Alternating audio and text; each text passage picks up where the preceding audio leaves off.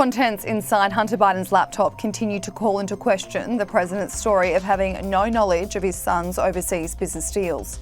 The New York Post has taken another deep dive into Hunter's discarded laptop, where it details how Joe Biden met with his son at least 30 times after he had returned home from overseas business trips. The meetings were found on Hunter's personal calendar. Between 2008 and 2016, while Joe Biden was the vice president, Hunter and Joe had dozens of breakfast, lunch and regular catch-ups. These meetings between the two would happen days or sometimes minutes after Hunter took part in high-profile discussions with overseas businesses. Hunter's business partner Eric Schwerin also attended 21 out of the 30 of those listed meetings with the then VP. Coincidence or not, the calendar meetings raise more questions surrounding the now president's claims of having zero knowledge of his son's foreign business dealings. He continues to maintain that he's never asked Hunter about it. Since the contents of Hunter's laptop began to leak in October 2020, numerous personal scandals for him have plagued the Democrat Party. The laptop unveiled a tangled web of overseas financial deals he was involved in, some situations where he was receiving millions of dollars from companies in areas he had no experience in. The details of these meetings, reported by The Post, show Hunter Biden meeting with the Prime Minister of Cote d'Ivoire in April 2016 in DC. The 8:15 a.m. meeting was quickly followed by a 9 a.m. informal sit-down with his dad.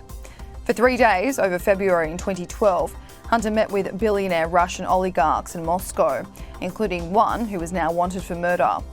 4 days later, he was back in DC at the Naval Observatory meeting with his dad.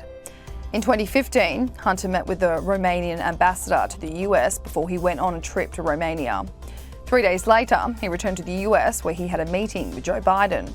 And as the Post pieces it all together, it's also pointed out that Hunter helped a Romanian businessman avoid jail only a few months after his trip to the country. The emails also see Hunter and his business partners chasing a partnership with OAS, a Brazilian construction company with Colombian interests, which was later busted for paying bribes and rigging public contracts, according to the Post. After proposing a list of projects to help OAS on in Colombia, Eric Schwerin emails Hunter saying, "If it works, we'll be rich." In 2011, Hunter had a meeting with Colombia's former president Andres Pastrana in Bogota, as well as a counselor to the then president Juan Manuel Santos.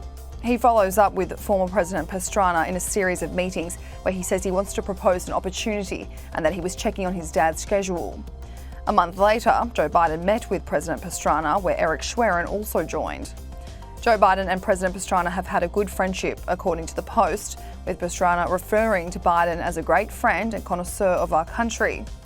President Pastrana and Hunter Biden met again in May 2012 in DC.